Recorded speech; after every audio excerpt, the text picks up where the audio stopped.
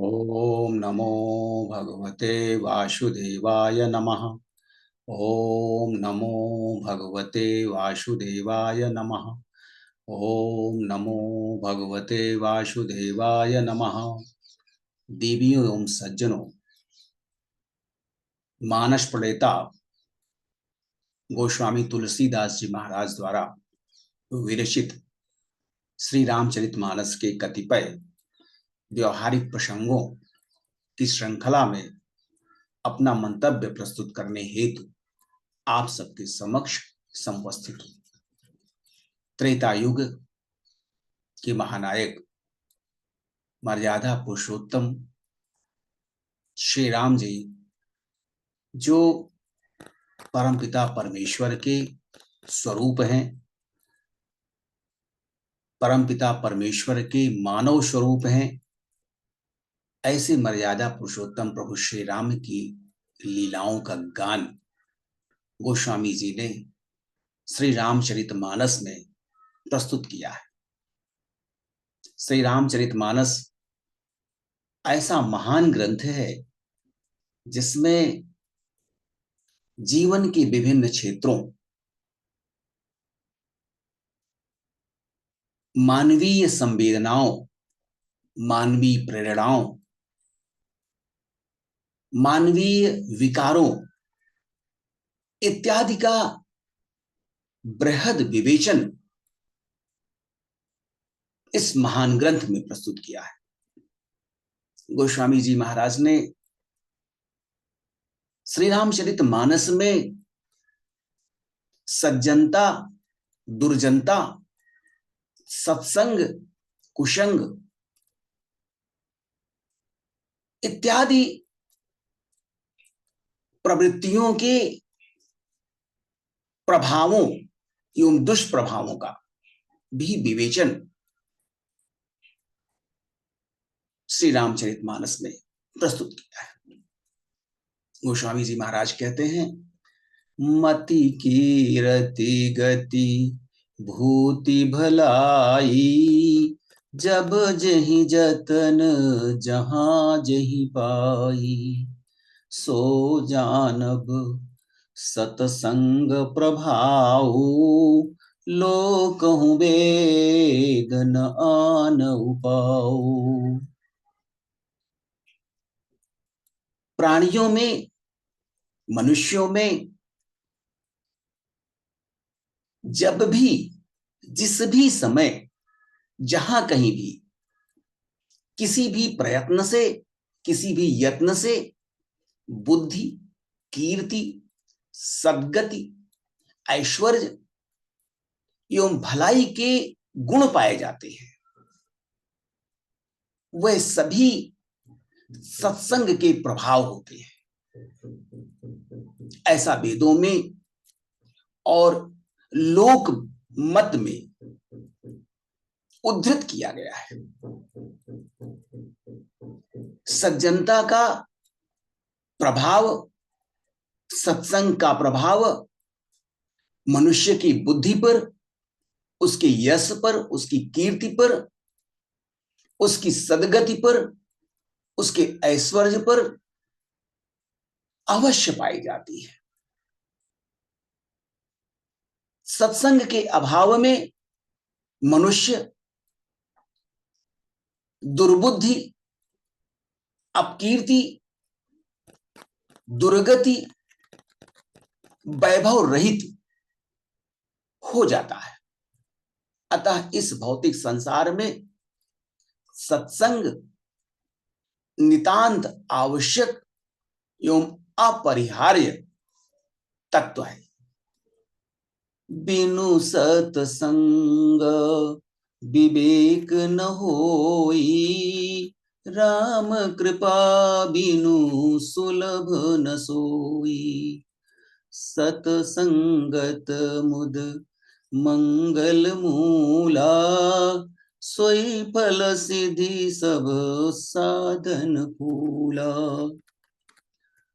सत्संग के बिना, सत्संग से रहित प्राणी में विवेक जागृत नहीं हो सकता है, और सत्संग की प्राप्ति श्री भगवत कृपा से ही हो सकती है। प्रभु श्री राम की कृपा के बिना किसी भी प्राणी को सहज ही सत्संग प्राप्त नहीं हो सकता। सज्जनों की संगति, दुष्टों का परित्याग, दुर्जनों की संगति से अवमुक्ति परम आनंददायी होता है और इसमें मानव का कल्याण निहित होता है। सत्संग की सिद्धि, सत्संग की प्राप्ति वह फल है जिसके समस्त साधन पुष्प के समान है।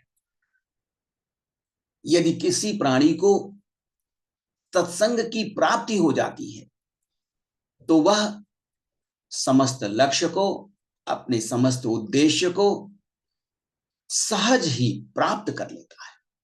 इसके विपरीत सठ सुधरहि सतसंगति पाई, पारस परस कुधात सुहाई, विधि बस सुजन कुसंगत परहि, फनि मनि सम निज गुण अनुसरहि। सत्संग का प्रभाव, सत्संगति का प्रभाव इस प्रकार होता है कि दुष्ट हृदय व्यक्ति भी सत्संग के प्रभाव में आकर सुधर जाते हैं, संत हृदय हो जाते हैं। जैसे पारस के स्पर्श मात्र से लोहा सुंदर हो जाता है, देश कीमती स्वर्ण बन जाता है। पारस का स्पर्श ही लोहे को बहुमूल्य धातु में परिणत कर देता है। उसी प्रकार दुष्ट हृदय व्यक्ति भी सज्जनों के संपर्क में आकर, सत्संगति पाकर सुधर जाते हैं। किंतु ईश्वरीय विधान से यदि कभी कोई सज्जन व्यक्ति कुसंगति का शिकार हो जाते हैं तो वह उस दशा में भी सांप की मणि के समान अपने गुणों का ही अनुसरण करते हैं। अर्थात जिस प्रकार सांप के संपर्क में आकर भी सांप के शरीर में रहते हुए भी मणि उसके विष को ग्रहण नहीं करती तथा अपना सहज गुणधर्म प्रकाश को नहीं छोड़ती, प्रकाश का परित्याग नहीं करती, उसी प्रकार साधु पुरुष दुष्टों के संग में रह करके भी दूसरों को प्रकाश ही प्रदान करते हैं, ज्ञान रूपी प्रकाश प्रदान करते हैं। अपनी सत्प्रवृत्तियों से, अपने सदाचरण से, अपने मधुर वचन से वे सदैव दुष्टों के हृदय को परिवर्तित करने का प्रयत्न करते हैं। किंतु दुष्टों की प्रवृत्ति का उनके स्वभाव पर, उनके चरित्र पर कोई प्रभाव नहीं पड़ता है।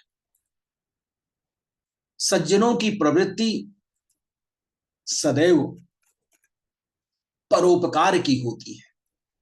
वह पर पीड़ा को समझते हैं, प्राणी मात्र के प्रति स्नेह भाव रखते हुए, आदर भाव रखते हुए संपूर्ण प्राणियों में परम तत्व, परमपिता परमेश्वर का स्वरूप पाते हैं और संसार के समस्त प्राणियों को उस परम पिता का स्वरूप मानते हुए उनके प्रति आदर भाव रखते हैं।